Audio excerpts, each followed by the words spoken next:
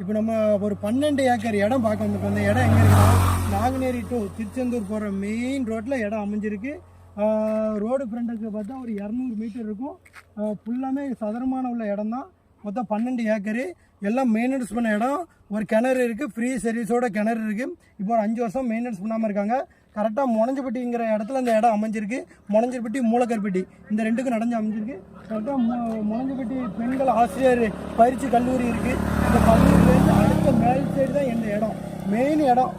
Road பேஸில் அமைஞ்சிருக்கு. Tiruppur road பேஸில் மொத்தம் 12 ஏக்கரு, ஃப்ரீ சர்வீஸோடு இருக்குது. ஏக்கருக்கு என்ன கேட்காங்கன்னா 17 லட்சம் கேட்காங்க. நீங்கள் ஃபோன் அடிச்சுட்டு வாங்க, டேரெக்ட் ஓனர் தான்.